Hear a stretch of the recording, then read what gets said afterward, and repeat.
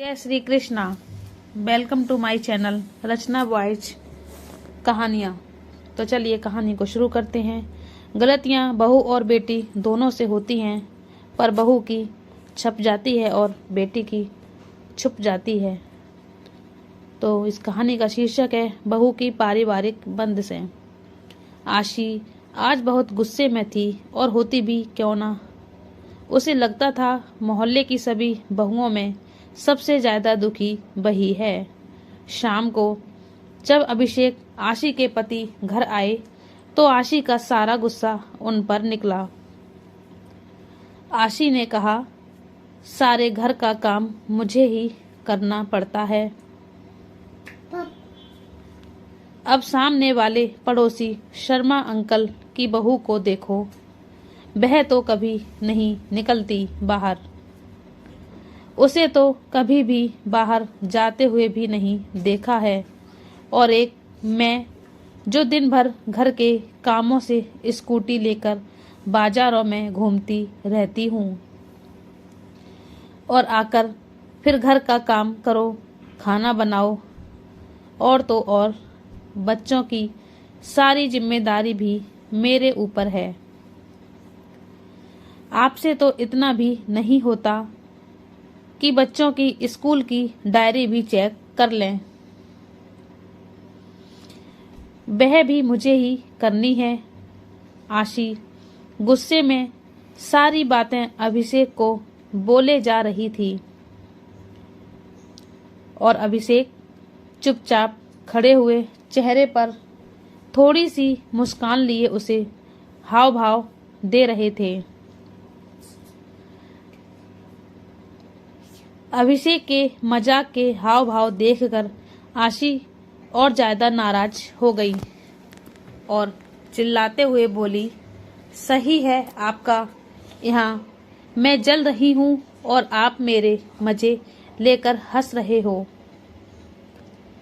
तब अभिषेक ने हंसते हुए कहा, यार आशी, अब तुम्हारी इन बेकार की बातों पर हंसी नहीं तो क्या सीरियस हूँ। तुम अपनी तुलना शर्मा अंकल की बहू से कर रही हो।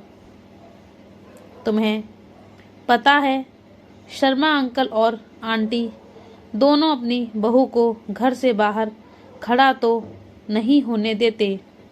वह बाहर कैसे निकलेगी। तुम तो शुक्र करो तुम्हारे ऊपर ऐसी कोई बंदिश नहीं है। तुम चाहे जहां जाओ और तुम्हारा मन करे वह पहनो, फिर भी तुम संतुष्ट नहीं हो। तब आशी ने कहा, यह कोई आजादी है मेरी। सारे दिन लगे रहो बाजारों में। मैं भी चाहती हूँ कि कभी कभी मुझे किसी चीज के लिए बाजार जाने का मन ना करे तो वह चीज तुम मुझे लाकर घर पर दे दो। पर तुमसे तो उम्मीद करना ही बेकार है। तभी तो मेरा एक पैर घर में होता है और एक पैर बाजार में। तब अभिषेक ने कैसे जैसे आशी को मनाया और फिर रात का खाना खाकर सब सो गए। अगले दिन आशी किसी काम से बाजार के लिए निकली ही थी, तभी उसे आवाज आई, दीदी इधर देखो। आशी आवाज सुनकर भी अपना वहम समझकर आगे बढ़ने लगी। फिर दोबारा उसे वही आवाज आई। तब उसने देखा शर्मा अंकल की बहू अपने कमरे की खिड़की से उसे आवाज दे रही थी। जब आशी ने उसकी तरफ देखा तो उसने इशारा करते हुए अपने पास बुलाया और कहा, भाभी क्या आप मुझे लाल रंग की नेल पॉलिश ला दोगे। मैंने अपने पति से कहा था, पर उनके पास समय की कमी होने की वजह से उन्होंने मुझे टाल दिया था। कहा कभी और बाद में ला दूंगा। तब आशी ने कहा, अरे तो ऐसा करो, तुम चलो ना मेरे साथ। तुम बाजार भी घुमाओगी और तुम्हें जो भी सामान चाहिए वह ले लेना, और साथ में अपन दोनों गोलगप्पे भी खाएंगे। इतना सुनते ही शर्मा अंकल की बहू की आंखों में आंसू आ गए और बोली, दीदी, मेरी किस्मत आपकी जैसी नहीं है। मैं अपनी पसंद से कुछ भी नहीं खरीद सकती हूँ। जो भी कुछ घर वाले अपनी पसंद से लाकर देते हैं वही पहन लेती हूँ। मैं बहू हूँ ना, तो ये लोग मुझे कहते हैं, बहू तुम चार दीवारी में ही रहो, तभी हमारे घर की शोभा है। आज के जमाने में भी मेरी सास मुझे घर से बाहर जाने नहीं देती है और ना ही पड़ोस में किसी से बात करने देती है। तभी पीछे से आवाज आई, बहू, और वह अपनी अधूरी बातों को बिना पूरे करे ही अंदर चली गई।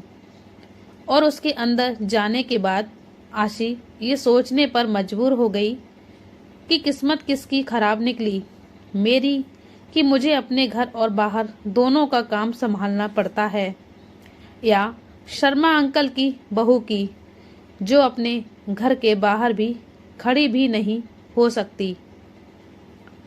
आशी सोचने लगी कि मैं तो हमेशा यही सोचती थी कि शर्मा अंकल की बहू के तो ऐश हैं, जो उसे घर पर बैठे बिठाए हर सामान मिल जाता है, पर आज वह अपनी किस्मत को सराह रही थी, क्योंकि चाहे काम के बहाने ही सही वह घर से बाहर निकल तो सकती है, जिससे चाहे उससे बात कर सकती है, अपनी पसंद का कुछ भी खरीद सकती है।